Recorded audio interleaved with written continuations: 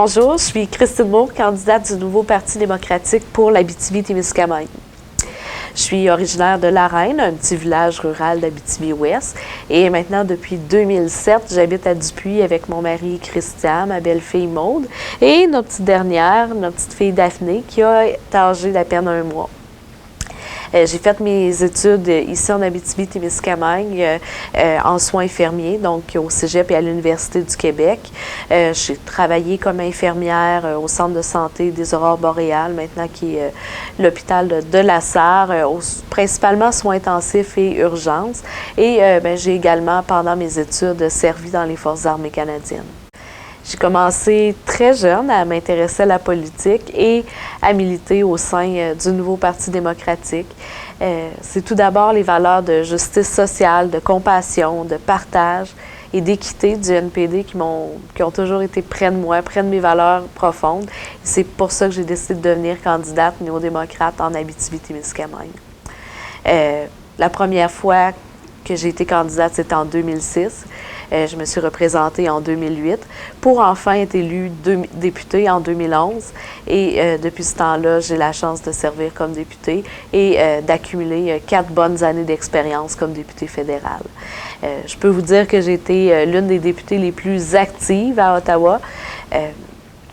J'ai eu la chance d'avoir la confiance de Jack Layton puis celle de Thomas Mulcair pour des dossiers importants comme les achats militaires, la défense nationale, l'énergie, les ressources naturelles et puis la santé. J'ai déposé des projets de loi pour protéger les lacs et les rivières d'Abitibi-Témiscamingue après l'abolition de la protection des eaux navigables par les conservateurs.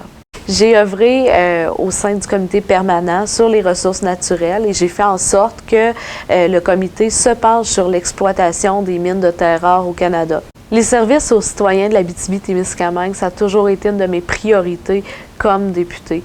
Dès les premiers jours, j'ai fait en sorte que des bureaux soient ouverts dans toutes les MRC de la circonscription. Mes employés sont là pour aider les citoyens, notamment avec les demandes de passeport, problèmes d'assurance-emploi, prestations fiscales pour enfants, les pensions, supplément de revenus garantis, prestations de survivants, encore aussi citoyenneté, immigration, avec Revenu Canada. Donc, en bref, avec tous les problèmes ou toutes les agences gouvernementales fédérales.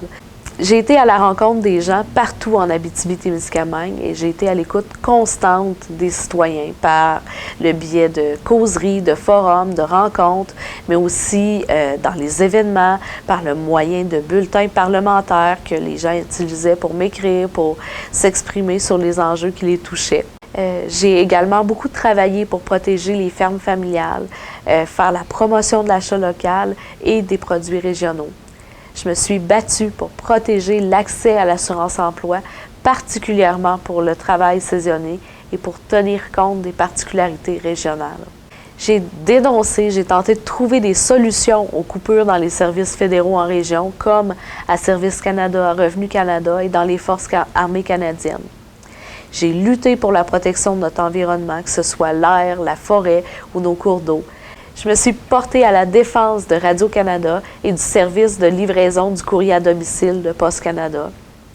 Devant un gouvernement conservateur majoritaire, le plus entêté de l'histoire du Canada, on a juste à penser aux 100 bâillons qui ont imposé, plusieurs pensaient que c'était impossible d'obtenir des résultats. Mais pourtant, le NPD s'est tenu debout et on a formé une opposition forte et efficace qui a livré la marchandise pour le Québec. On s'est opposé aux mauvaises décisions du gouvernement, on a défendu nos dossiers avec acharnement et on a obtenu à réussir des concessions, voire des reculs même de la part du gouvernement conservateur. J'ai aussi fait des tournées en compagnie d'autres porte-paroles du NPD pour aller à la rencontre de la population, mais aussi des groupes d'intérêt et des entreprises, notamment sur la réforme de l'assurance-emploi, le secteur minier, la sécurité de la vieillesse, les crédits d'impôt pour les personnes handicapées, logement social, les communautés autochtones, Poste Canada et le milieu agricole. Après des années sous la couverne des libéraux et des conservateurs, les jeunes sont endettés comme jamais et les nouveaux diplômés font face à un taux de chômage près du double de la moyenne nationale. C'est tout simplement injuste Obtenir une formation appropriée pour le marché de l'emploi d'aujourd'hui, ce n'est pas une option, mais c'est une nécessité. Les libéraux et les conservateurs se sont désengagés de l'éducation postsecondaire. Ils ont fait grimper les frais de scolarité à un niveau record.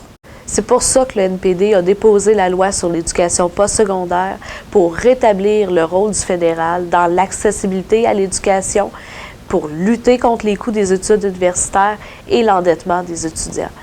Le NPD s'est aussi engagé à augmenter le salaire minimum fédéral à 15 $ de l'heure et à protéger les stagiaires contre l'exploitation dans les milieux de travail, parce que ce sont souvent des étudiants qui acceptent des stages non rémunérés en entreprise pour éventuellement s'y faire une place.